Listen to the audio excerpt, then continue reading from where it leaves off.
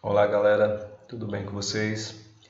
A gente vai dar continuidade aqui aos nossos estudos, né, nesse período que a gente está vivenciando de quarentena e isolamento social, né? A gente sabe que as nossas atividades elas continuam, então eu preparei aqui esse material que é importante que ele dialogue diretamente com o capítulo do nosso livro didático.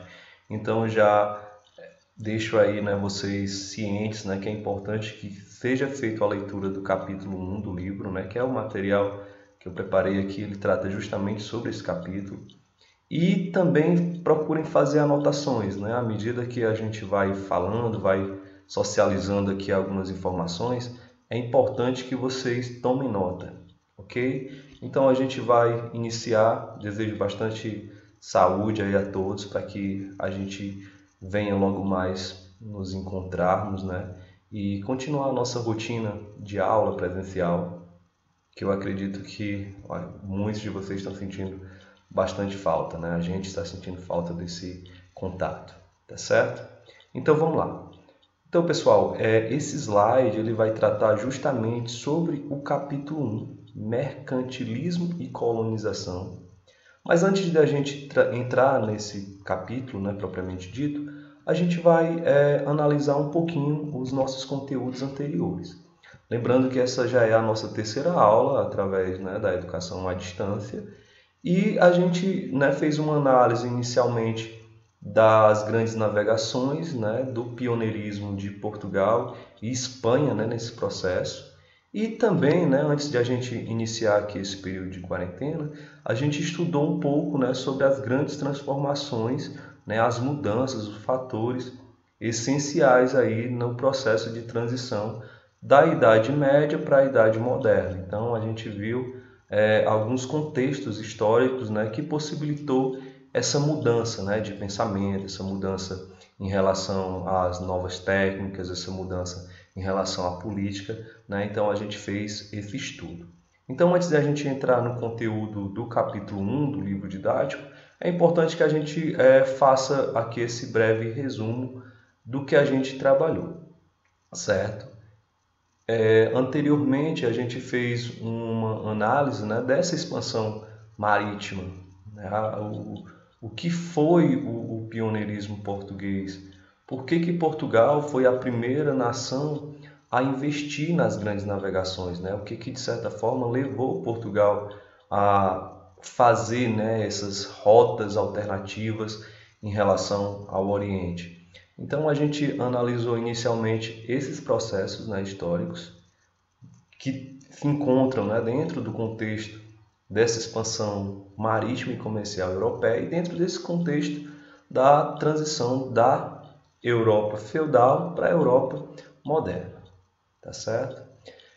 Lembrando que quando a gente fala, por exemplo, dessa expansão marítima, a gente nota que há uma integração, há um processo que a gente chama de globalização, que a partir daí nós vamos ter o contato entre o velho mundo, né, que no caso aí a gente lembra dos continentes europeu, africano, asiático, com o novo mundo, né, que no caso seria aí a América, né, que começou a ser explorada, começou a ser de certa forma invadida, né, e conquistada, e os europeus eles levaram, né, de certa forma, essa dominação europeia, ela leva essa integração entre o velho e o novo mundo, né? Então a gente fez essa análise, é importante que vocês entendam, né, que esse processo de integração é um processo inicial, né, de globalização, a partir das grandes navegações aí que vão acontecer no século XV, XVI, a gente vai ter aí um processo que vai deixar o mundo, né, em contato em diferentes momentos, né, e há uma integração muito forte aí nesse período. E nós vimos, né, que há grandes mudanças em relação ao processo histórico, aos fatores históricos aí que faz essa transição do período medieval para o período moderno, né? Nós vamos ter um contexto econômico que está relacionado justamente a essa busca por novos mercados. Há uma mudança aí de uma sociedade feudal para uma sociedade que vai, né, ser mercantilista e posteriormente vai dar origem ao sistema capitalista.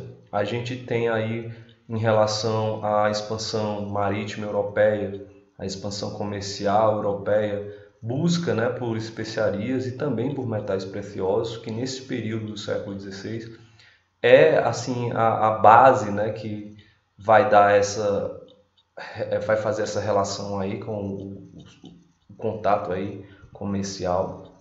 Nós vamos ter um contexto político, a gente vai ter a formação dos estados modernos e dentro desse processo vai haver uma relação entre burguesia e os reis, né, os nobres. Essa burguesia, juntamente com alguns nobres, que vai dar origem a esses estados, né, absolutistas, estados centralizados.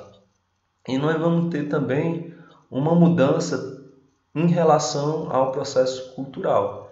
A gente viu em aulas anteriores que, por exemplo, durante esse período a gente tem uma nova mentalidade, principalmente através do renascimento cultural e científico. E a gente também tem algumas mudanças no campo religioso, né? O século XVI é o período das grandes reformas, né, protestantes, de uma crítica maior à Igreja Católica e principalmente de uma quebra dessa unidade cristã. Então são vários fatores que contribuem para essas grandes mudanças que estão acontecendo, né, não somente na Europa, mas que vai dar uma dimensão maior em todo o mundo. Eu deixei, né, para vocês fazerem uma leitura do artigo que falava justamente sobre o livro A Conquista do Outro, né, do Tsvetan Todorov. E naquele material a gente vê que o encontro, né, do novo mundo com o velho mundo, né, ou vice-versa, ele é um encontro muito espantoso, né? Ele é um encontro que, para aquele momento, você está em meio aí a um choque cultural muito grande, né? Então, para aquele período, as grandes navegações foram fatores aí decisivos, né, nessa mudança de mentalidade, nessa mudança aí, nessa perspectiva também do achamento e do descobrimento da conquista do outro, né? Então a gente vai ter uma relação muito forte de dominados e pessoas que dominam, né? A gente vai ter uma relação de exploração muito forte, principalmente por parte da Europa, e a Europa vai começar o seu processo de dominação. Como a gente viu em aulas anteriores, a Europa até o século XV era uma periferia do mundo oriental, né? A Europa, enquanto espaços orientais se desenvolvia fortemente, principalmente como era o caso da Índia, né? Da parte da Ásia, a Europa ela caminhava a passos curtos e a partir da expansão marítima, né, a gente vai ter uma mudança. A Europa vai começar a ser a detentora de poder, né, vai de certa forma continuar esse processo de domínio, né, e vai levar aí essa cultura eurocêntrica e de dominação para várias regiões do mundo, tá certo? Então só aqui uma análise, né, do conteúdo anterior. Dando continuidade. Então, pessoal, agora a gente vai, né, dar continuidade aqui falando justamente dessa questão do pioneirismo português, né? Por que Portugal foi o primeiro a investir nas grandes navegações? E aí a gente tem alguns fatores, né, decisivos, né, desse pioneirismo português que é importante a gente mais uma vez salientar aqui. Um desses fatores está relacionado justamente a uma relação forte, né, que vai acontecer entre a burguesia mercantil e a nobreza, né, a nobreza portuguesa. Então nós vamos ter um momento em que a burguesia ela vai acabar favorecendo aí o financiamento dessas expedições marítimas. Isso é um dos motivos, né? Não é o principal, mas é um dos fatores importantes. Esse pioneirismo português ele também advém justamente de Portugal ser o primeiro país. Portugal é tido como o primeiro estado moderno a surgir, né, naquele momento. Então a gente tem alguns fatores que contribuem para essa saída, né, na frente aí de Portugal. Uma delas, como a gente já viu, inclusive até através de trabalhos, a gente tem a criação da Escola Naval de Sagres, né, pelo Infante Dom Henrique. Importante salientar que essa escola naval, ela não era um espaço físico, né, mas era um ambiente em que os navegantes, né, as pessoas que estudavam o oceano, geógrafos, né, e pessoas que tinham novas técnicas aí relacionadas às navegações, acabavam se encontrando para debater, para discutir essas questões. Então a escola de Sagres é um dos motivos, né? É um dos fatores aí que contribui para esses estudos a respeito do mundo de até então e desse mundo, né, encontra aí o Oceano Atlântico, o mar-oceano, né, que era tão falado. Então aqui tem um slide bem explicativo e bem didático sobre os fatores que contribuíram para esse pioneirismo em português. Vamos ver aqui. A gente vai ter a experiência em navegação oceânica, né? Eu acabei de falar aqui da Escola de Sagres. A posição geográfica privilegiada. Portugal se encontrava, né, em uma posição geográfica favorecida. O uso da bússola e do astrolábio. Então nós vamos ter novas técnicas aí sendo utilizadas. Dentre elas também tem aí o aperfeiçoamento de embarcações através da caravela. E principalmente, pessoal, a questão do apoio da igreja. A Igreja Católica, né, naquele momento, ela vai apoiar esses empreendimentos, né? Por quê? Porque havia um intuito aí de Portugal, além de procurar, né, metais, trazer especiarias, né, para a Europa, havia também uma tentativa de levar a fé cristã, principalmente aos povos, né, infiéis, aqueles que já tinham contato com o cristianismo, mas de algum modo, né, pertenciam a outra religião, ao Islã principalmente, e outros grupos, né? Então a intenção era justamente essa, levar a fé cristã para esses povos. No caso, a gente sabe que quando há aí o encontro, né, quando há a conquista da América, essa fé, né, ela vai ser levada principalmente para os povos, né, nativos da América. Aqui tem um exemplo, né, da caravela que foi bastante utilizada. Eu acho que todo mundo já ouviu falar, né, das expedições de Pedro Álvares Cabral, né, das caravelas tripuladas aí por esses navegantes, né, que no caso as caravelas elas foram importantes aí nesse processo, né, de expansão marítima. E aqui, pessoal, a gente vai entrar no nosso assunto do livro didático, né? Então, como eu pedi para vocês fazerem as anotações, é importante aí que vocês tomem nota aí desses materiais. Aqui eu coloquei duas chaves sobre o colonialismo e sobre o mercantilismo. Eu acredito que essas chaves elas vão falar um pouquinho aqui, né? Elas vão nos mostrar um pouco sobre esse sistema, né? Principalmente o colonialismo mercantilista, né? Que a gente vai falar logo mais. Então aqui tem a bota, né, do português, aparentemente, com certeza, né, referente ao português, chegando, né, em terras aqui americanas, né? A gente vê a caravela lá ao fundo. E isso simboliza, né, essa ideia aqui da bota, né, justamente da relação da metrópole, né, Portugal aqui no caso da América Portuguesa, e da colônia. Então a colônia ela vai ser subjugada. A colônia, né, ela vai, de certa forma, ela não vai ter autonomia em relação à colônia, em relação à metrópole, né? Então a gente tem esses fatores aqui. Depois eu explico um pouco mais sobre isso. E aqui o lucro à vista, né? Aqui a gente percebe que tem um europeu, com certeza visualizando nessas novas terras a possibilidade de riqueza, né? Ou seja, as especiarias, o ouro, né? Que era o que eles almejavam naquele período. Então vamos lá, e vocês podem começar a acompanhar no livro didático que o nosso assunto, né, ele está lá no capítulo 1. Então, sobre o mercantilismo, o que a gente tem? Lembrando, pessoal, que isso é uma prática política e econômica do Estado moderno. Então, o mercantilismo ele vai ser utilizado aí durante o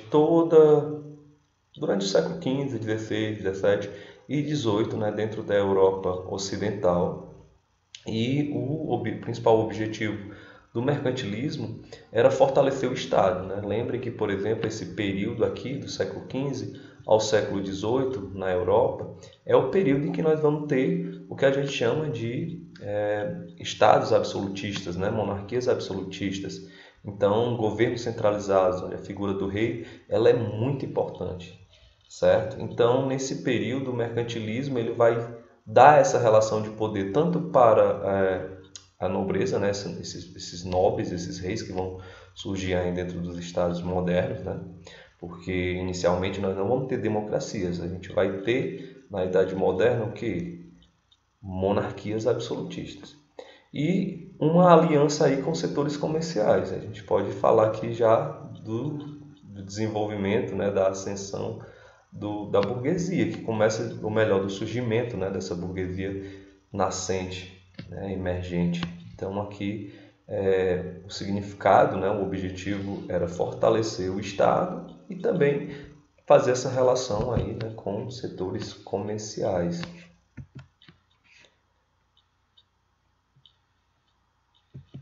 Pronto. As práticas mercantilistas elas se baseavam justamente nesses pontos aqui, ó, que estão no slide. No metalismo, na balança comercial favorável, no protecionismo, né? E isso aqui está inteiramente ligado a uma intervenção estatal.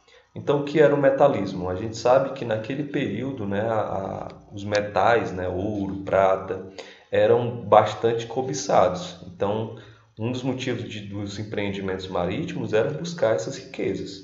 Então, um país, por exemplo, que era considerado um estado, né, que era considerado forte, era justamente aquele estado que tinha riquezas, né, através de metais preciosos.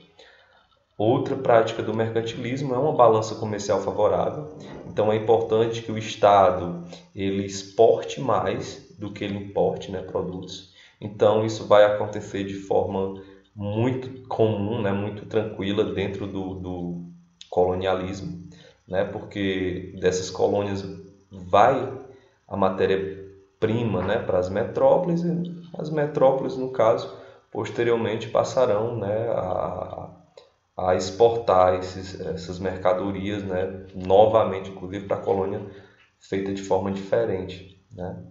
Então a gente vai ter essa relação aí de uma balança comercial favorável. É melhor exportar do que importar. Nós vamos ter o protecionismo, certo? O protecionismo funcionava, né, para que a balança comercial fosse favorável. O Estado devia incentivar a produção de manufatureira, né, e evitar a saída de matérias-primas. Então, né, aí a gente também, esse protecionismo, gradativamente é uma das coisas que vai propiciando aqui essa balança comercial favorável. Então, a gente percebe, né, dentro desse contexto, que há uma intervenção muito forte do Estado. Tudo passava pelo Estado, certo? Então, naquele período, por exemplo, dentro das políticas absolutistas, o Estado, né, a ideia, por exemplo, né, do rei, das monarquias, era muito forte. O que significa que essa intervenção estatal, né? Vamos ler aqui. O intervencionismo foi a medida mais significativa do período. Verifica-se a fixação de taxas alfandegárias no estímulos às empresas manufatureiras e ao industrialismo, né, no controle dos preços e a quantidade de manufaturas utilizadas, né? Então havia aí toda, né, uma proteção, tudo deveria passar primeiro pelas mãos aí, né, do Estado. E aí a gente percebe que lá no século XVIII, né, vai surgir uma política contrária a isso, que é justamente as ideias liberais, né? Então, nesse momento do século XV e XVIII, a gente vai ter uma intervenção estatal. Então, as práticas mercantilistas elas se encaixam dentro dessa intervenção do Estado na economia. Pronto.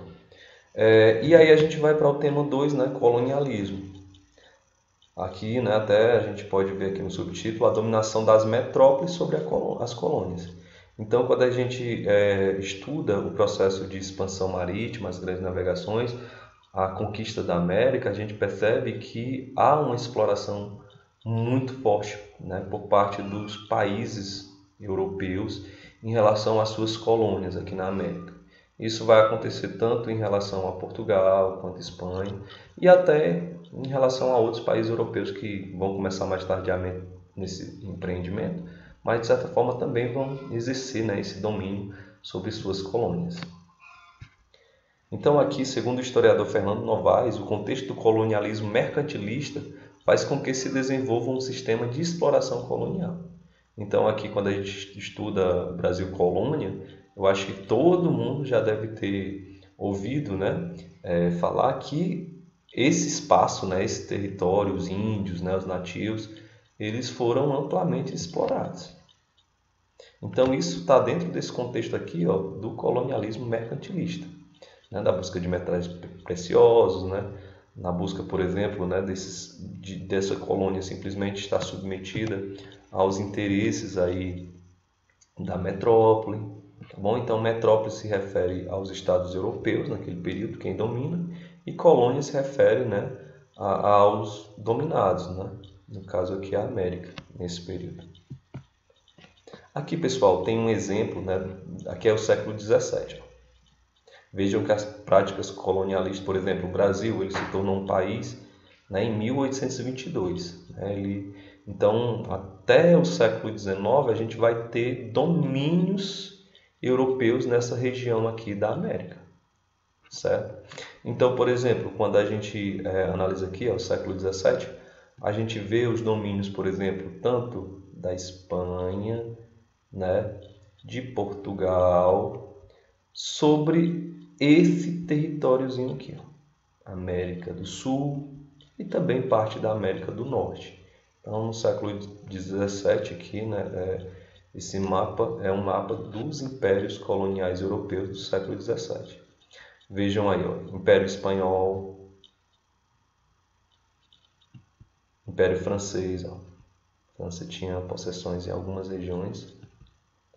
Império Holandês, a gente vê aqui alguns pontos, alguns traços. Não.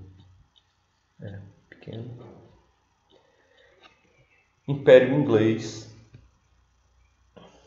que é a América do Norte, né? E o Império Português. Então, nossa regiãozinha aqui, né? Parte da África também, vai ser parte aqui, né, de colônias imperiais europeias. Né? Então, nós vamos ter aqui colônias que faziam parte desses impérios coloniais europeus. Bom, então a gente, né, esse tema, né, mercantilismo e colonialismo, era justamente para a gente poder entrar aqui no tema principal das nossas aulas, que é justamente sobre o Brasil colonial. Então a gente tem um período aí desse Brasil colônia, né, que é de 1500 a 1822, um período de um pouco mais de 300 anos, e é um período da nossa história, né, da história do Brasil, que está intimamente ligado a Portugal. Então, quando a gente fala, por exemplo, de Brasil colonial, inclusive esse termo ele é até contestado por alguns historiadores, né, porque não existe ainda, né, nesse momento, a ideia propriamente dita de Brasil, né, ao longo desse período. Nós vamos ter o que a gente chama de América Portuguesa, né, porque esse espaço aqui, esse território estava sob domínio de Portugal. Mas aí dentro de uma linha, né, política, né, da nossa história, a gente trata o Brasil colônia, né, as fases Brasil colônia, Brasil colonial, né, Brasil império e Brasil república. Então a gente faz uma divisãozinha. Aqui para o segundo ano a gente vai começar a estudar esse Brasil colonial. Então eu gostaria que vocês ficassem atentos aí porque é um tema muito pertinente. A nossa história, né, a parte da nossa formação está aqui, ó, dentro desse período. E lembrando, né, que antes de 1500 a gente tem toda uma história do Brasil, uma história, né, principalmente das populações nativas, né, que a gente chama de pré-colombianas, que elas estavam aqui. Então há uma história aqui anterior a 1500. Mas, né, nessa relação de formação de Estado, né, moderno, de formação do que a gente chama de modernidade, a gente vai ter um Brasil a partir aqui, né, dessa chegada dos europeus. Então aqui tem algumas imagens, né, desse período. Eu acho que essa imagem ela é bem importante para a gente analisar alguns fatores, né? Que a gente vê, por exemplo, a questão do índio, a gente vê a figura, por exemplo, da monarquia europeia portuguesa, a gente vê nessa relação das navegações, né, da independência aqui, né, a figura, por exemplo, né, que é muito comum a gente visualizar, de Dom Pedro, né? E a gente vai ter também a questão das tentativas de romper aí com esse sistema colonial. E aqui tem um símbolo, né, desse processo, que é justamente a Inconfidência Mineira. E essa é a região principal, né, do período colonial brasileiro. Tá bom? Pronto. Aí, pessoal, quando a gente vai falar desse tema, né, Brasil colonial, a primeira indagação é essa: descobrimento ou conquista? O que foi que aconteceu mesmo em relação a esse processo, né, das grandes navegações e da chegada dos europeus aqui à América? Foi um processo de descobrimento ou foi um processo de conquista, né? Então, por muito tempo, essa palavrinha aqui era bastante usual.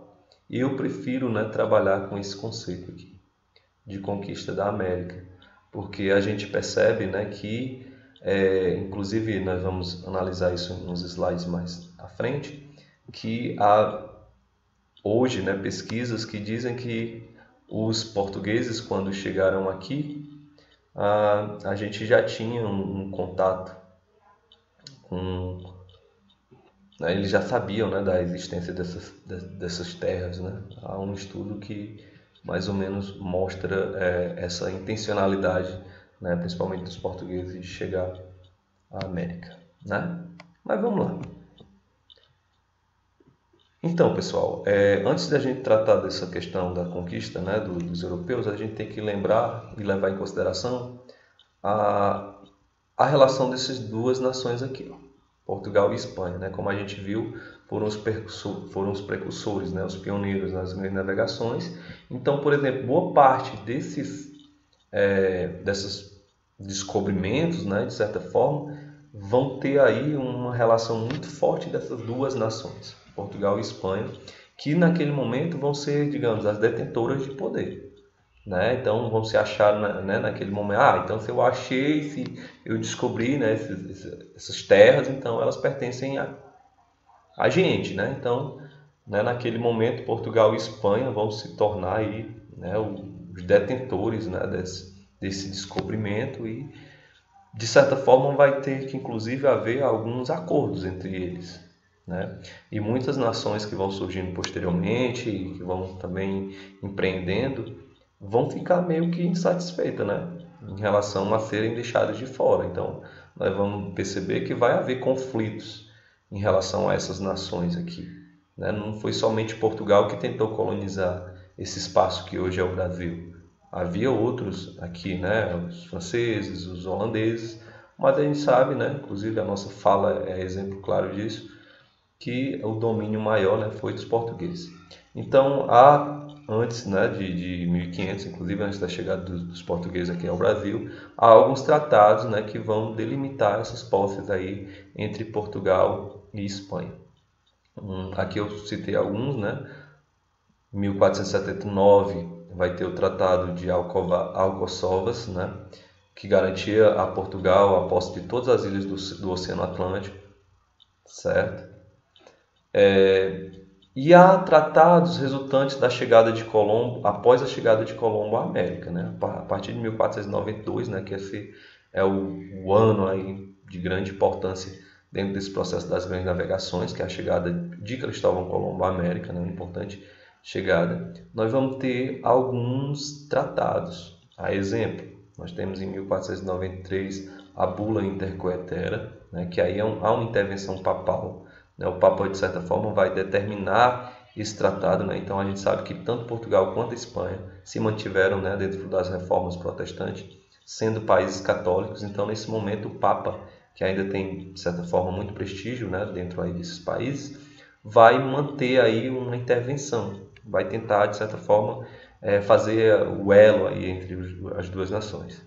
Essa bula intercoetera, ela vai durar pouco tempo, ela vai ser substituída pelo Tratado de Tordesilhas, né? E esse Tratado de Tordesilhas, que eu acho que todo mundo já ouviu falar, ele é o tratado que realmente vai dar aqui, né, e limitar os territórios, né, tanto para limitar ou, de certa forma, expandir os territórios aqui espanhóis e portugueses. Aqui tem o significado, né, desse Tratado de Tordesilhas. Cabia a Portugal as terras descobertas e por descobrir, situado antes da linha imaginária que demarcava 370 léguas, a oeste das ilhas de Cabo Verde, e as Espanhas terras que ficassem além dessa linha. Então aqui no slide posterior eu mostro, né, justamente esse primeiro, é o tratado que a gente fala aqui, que aconteceu em 1493, Bula Intercoetera, que era a proposta do Papa Alexandre.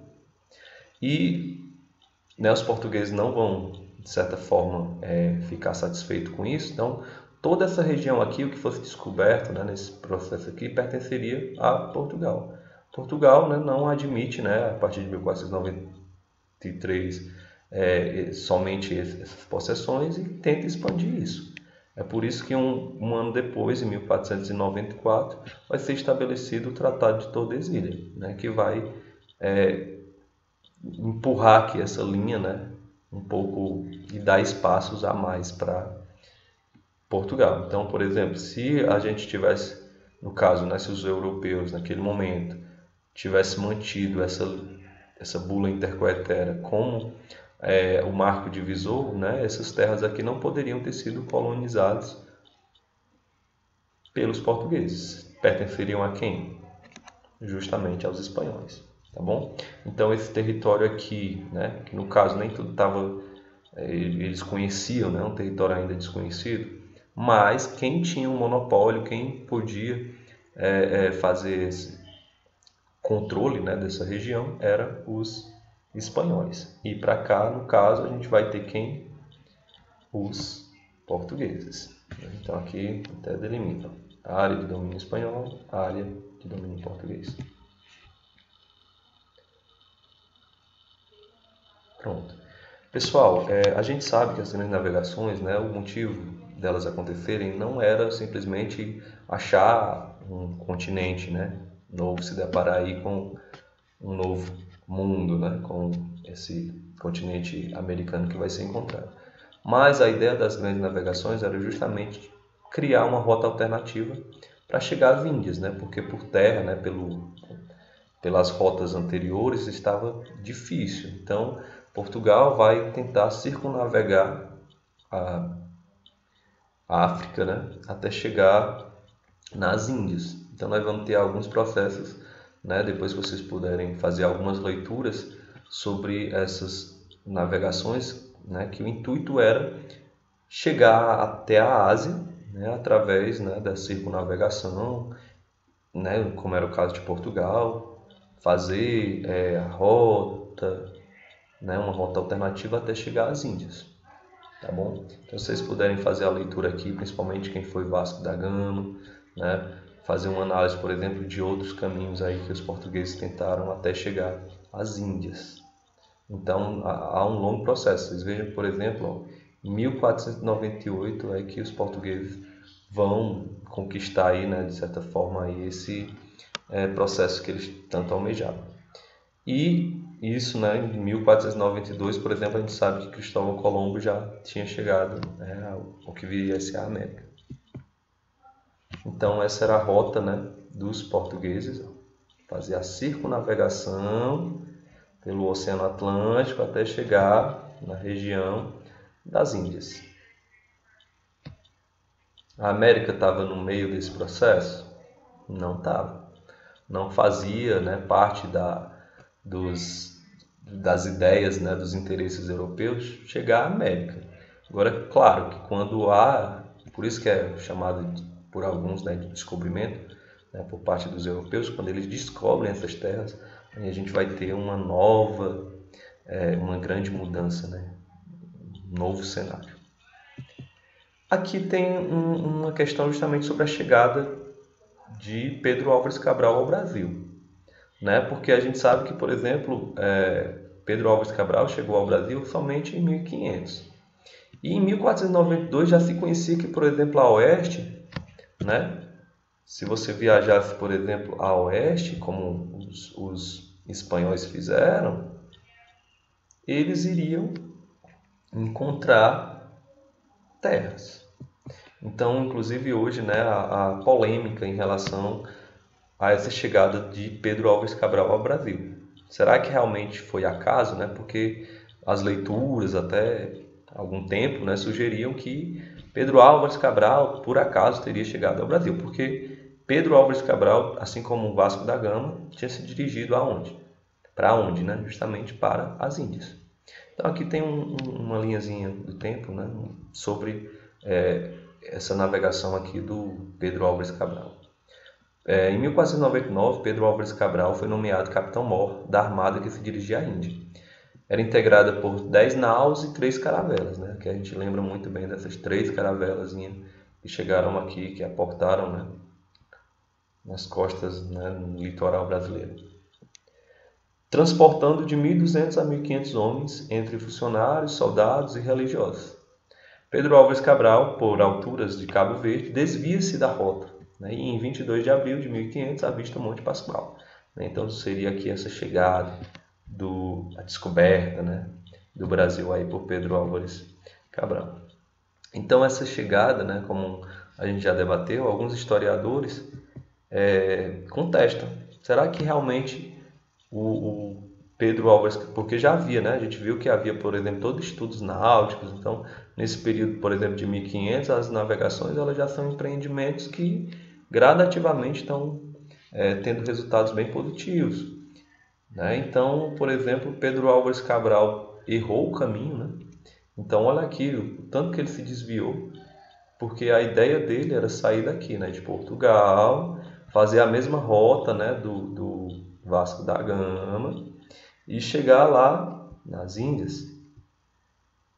E aonde é que primeiramente Cabral chega? Justamente em terras brasileiras, né? Mas aí é uma discussão que até hoje, né, a historiografia não são narrativas, né, em relação a essa intencionalidade ou o acaso, né, de Pedro Álvares Cabral. O importante é que a gente sabe que a partir, né, dessa chegada de 1500 a gente vai ter um processo, né, inicial em relação ao território, né, que logo mais vai ser domínio, né, de Portugal. Então, muitos, né, dizem que, por exemplo, essa chegada aqui do Pedro Álvares Cabral é a ideia mesmo de tomar para si, né, de perceber que existem terras aqui que serão exploradas, né, que tem direito, né, pelo Tratado de Tordesilhas ser explorada aí pelos portugueses. Pessoal, aqui tem um exemplo, né, do registro dos primeiros contatos entre portugueses e nativos. Como é que foi, né, esse primeiro contato? Como é que os europeus, né, se viram ali em relação ao índio, né, que vai ser denominado assim? Como é que os índios, né, viam o português? Então, dos primeiros, né, dos mais importantes aí, documentos que relatam um pouco, né, desse contato, né, do português com os nativos é justamente a carta de Pero Vaz de Caminha. Eu até deixei aqui um link sobre a carta e a própria carta, né? Quem tiver interesse, né? O slide está disponibilizado nos materiais que está aí nas orientações, né? Então quem tiver curiosidade, quem puder dar uma lida, né? Encontra aqui um bom material. Esse vídeo é bem curtinho, bem interessante.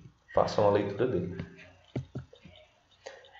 E aí, aqui diz, né? Os primeiros encontros entre portugueses e nativos, de acordo com a carta de Pero Vaz de Caminha, escrivão da frota de Cabral, foram pacíficos, apesar das diferenças culturais existentes entre eles. A gente sabe que, né, até eu já trabalhei isso no livro, já até comentei para vocês, né, a conquista da América, o encontro do outro.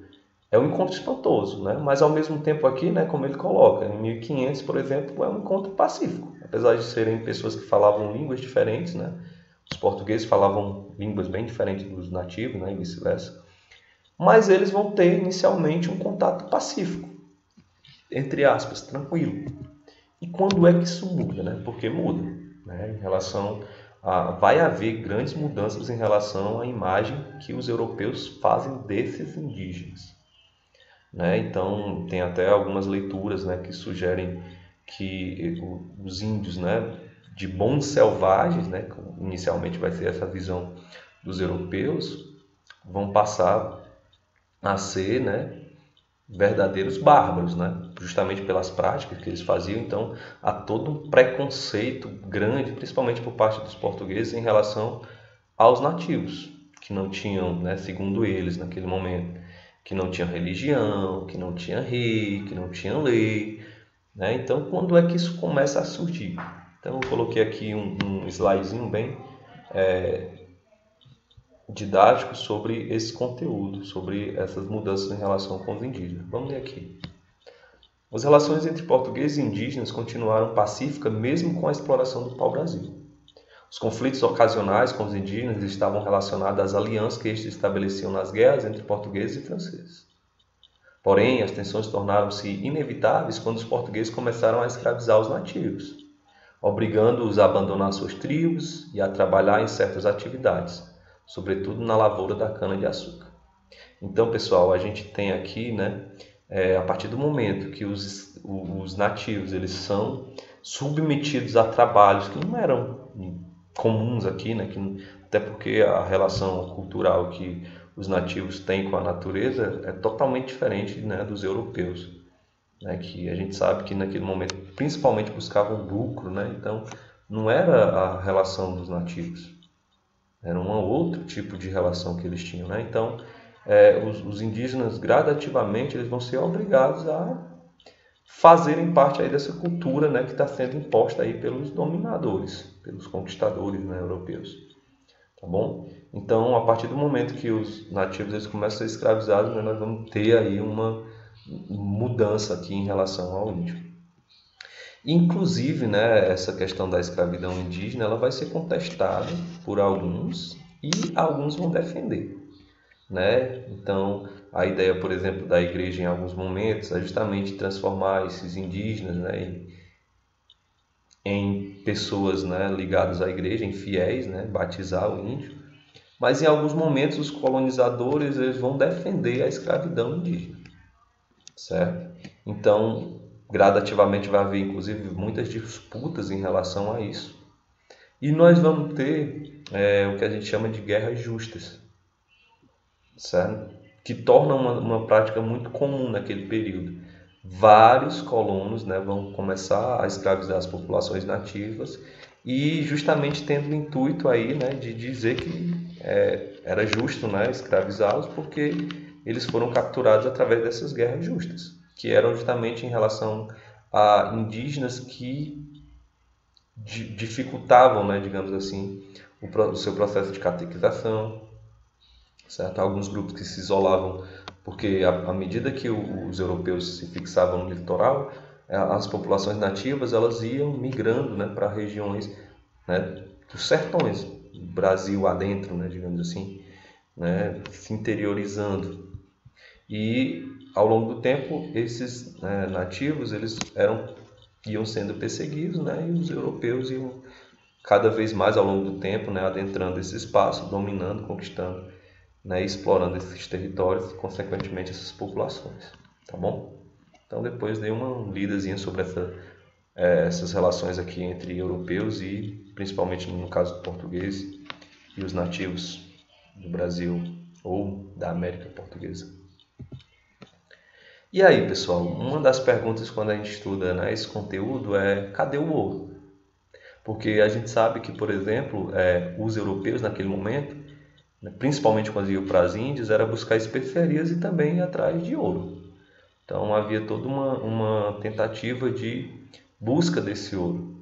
E aqui no Brasil, foi encontrado ouro? A gente sabe que há inclusive o período do ciclo do ouro no Brasil, mas ele não acontece no período aí, né, da chegada dos europeus. Isso acontece mais tardiamente, né, no século 17, 18, que vai haver o período aí do ciclo do ouro. Então, até lá, né, do século 16, né, nesse período do século 16, do início, no Brasil não é encontrado ouro, certo? Então, é uma das coisas que vai, inicialmente, deixar com que os europeus, né, não invistam, entre aspas, né, nessas terras conquistadas, recém-descobertas. Então, a gente vai ter de 1500 até 1530, um período que a gente chama, inclusive, de Brasil pré-colonial. né? Porque é o período em que os portugueses eles não estão muito interessados aqui com essas terras, porque eles estão muito mais interessados com o quê? Justamente com as especiarias do Oriente, né? Das Índias, que era um mercado muito mais lucrativo. A Ásia, por exemplo, né? Esse comércio inicial aí do século XVI com as Índias, né? Até 1530, ele é muito mais importante para o rei de Portugal do que essas terras aqui, tá bom? Então, de início, a gente sabe que até 1530 não havia nenhum interesse, por exemplo, grandes, né? Não é que não havia nenhum, mas não havia grandes interesses em relação às terras brasileiras. Então, o que vai acontecer nesse período, né, de 1500 a 1530? A gente vai ter principalmente a exploração do pau-brasil, né? Todo mundo sabe que inicialmente a colonização do Brasil se dá a riqueza, né? Principalmente da colônia da América Portuguesa, é o que tinha aqui na Terra, né? O que vai ser encontrado em grande abundância ao longo de todo o litoral brasileiro é a questão do pau-brasil, que vai ser amplamente explorado, né? Principalmente através do escambo, certo? Que era a troca, né? Que era feita, por exemplo, entre europeus e indígenas. Então, por exemplo, os nativos, para retirar a madeira, né? O pau-brasil, geralmente recebiam objetos de pouco valor, né? Para o europeu naquele momento eram objetos de pouco valor, né? Enquanto que a madeira, de certa forma, tinha uma relação de valor, né? Dentro dessa questão do sistema mercantilista daquela época. Então havia essas trocas, né, comerciais e ao longo, né, que gerava lucros aí, um pouco de lucro, né, tanto para alguns particulares quanto para a coroa portuguesa, tá bom? Então inicialmente vai ser essa troca, que não é uma troca também favorável, né, uma troca bem aqui em relação aos indígenas, né, que recebiam materiais, como aqui diz, canivete, espelho, miçangas, facas, entre outros, em troca, né, da riqueza natural, né, e do seu trabalho, que não era só a troca, por exemplo, né, do pau-brasil. Eles tinham que tirar, né, tinham que serem forçados, né, de certa forma, a trabalhar para retirar esses produtos. E aqui tem um exemplo, né, uma chargezinha que eu coloquei e um mapa, né, de 1000. Esse mapa ele é um dos mais antigos aqui sobre esse período, né, do Brasil colonial, 1519. E aqui tem uma charge, né? Um presente para ti da terrinha, um chaveiro. Então aqui você vê, né, um objeto de pouco valor, enquanto o índio está trocando sua mão, né, sua mão de obra e a árvore aqui, o símbolo aqui do pau-brasil. E aí, pessoal, a gente tem, né, o período para a gente finalizar aqui o nosso slide, e o nosso material, nossa videoaula já está aqui um pouco extensa, né, mas é importante que a gente faça esse tipo de leitura e não é suficiente, né, para estudar a nossa história, mas eu acho que já deu para a gente entender um pouquinho desse início, né, do Brasil colonial. E a partir de 1530 nós vamos ter o período, né, em que os portugueses realmente decidem colonizar as terras americanas. Isso se deu por quê, né? Primeiro, pessoal, nós vamos ter um fator em relação a esse período em que o comércio com as Índias, certo? Ele não estão gerando o mesmo lucro que antes. Então, por exemplo, a partir de 1530, os lucros com o Oriente eles diminuem significativamente. Como é que vai ser feito para substituir isso? Aí sim, nós temos uma terra lá na América, tem condição de ser explorada, vamos fazer isso, tá certo? Então, gradativamente, a partir de 1530, nós vamos ter uma presença maior de europeus aqui. Não é só europeu português, não. É outros tipos de europeus, né? E no caso, aí sim, a coroa portuguesa, né? No caso, o rei de Portugal vai começar a ver, não, nós temos que colonizar essas terras, nós temos que tomar posse, senão elas vão ser, né, gradativamente, elas vão ser saqueadas, né? Alguém vem e faz, então gradativamente vai haver uma mudança, né, de pensamento em relação a essas terras. Mas é justamente a diminuição dos lucros, né, com o Oriente que faz com que os portugueses eles invistam, né, entre aspas, se investir, né, nessas terras. Certo? E aqui uma das coisas que vai ser investida, né, justamente nesse período de colonização, é justamente a produção açucareira. Então eles vão deixar simplesmente de tirar os produtos, né, naturais, como era o caso do pau-brasil, e vão começar a cultivar, né, a ter uma agricultura, um cultivo, né, de uma produção. E no caso, o produto escolhido, né, para essas terras é justamente a produção da cana-de-açúcar, que já era utilizada, né, pelos europeus, né, em ilhas atlânticas, né, ilhas africanas, tá bom? E isso vai ser uma técnica trazida aqui para a América Portuguesa. E principalmente, né, porque a região onde vai ser domínio, né, de Portugal é justamente o litoral nordestino, que no caso, né, oferecia condições ideais para o plantio da cana, né? Havia um solo, né, bem propício aí para o desenvolvimento da cana-de-açúcar, que a gente sabe, né, que durante o período colonial é o principal produto de exportação da América Portuguesa. Tá certo? Pessoal, eu vou finalizar aqui o slide. Em outro momento a gente vai trabalhar essa consequência, né, da colonização e da expansão comercial portuguesa. Nós vamos ter consequências demográficas, consequências econômicas e consequências culturais. Tá bom? Então a gente está finalizando aqui o nosso conteúdo.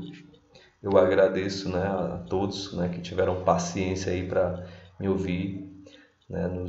A gente realmente agora a gente não está em contato, né, mas espero que eu possa ter contribuído aqui com essa aula, tá certo? E que a gente logo mais possa se ver, né, a gente possa estar juntos, né? E que a gente continue, né, a desenvolver aí as nossas atividades mesmo em meio aí a esse processo, né, que a gente está vivenciando, tá bom? Espero vê-los todos logo mais, né, nas nossas rotinas escolares. Um abraço, façam as atividades que foram encaminhadas, né, pelo novo sistema aí, né, que a gente está usando. Sigam as orientações direitinho e é isso.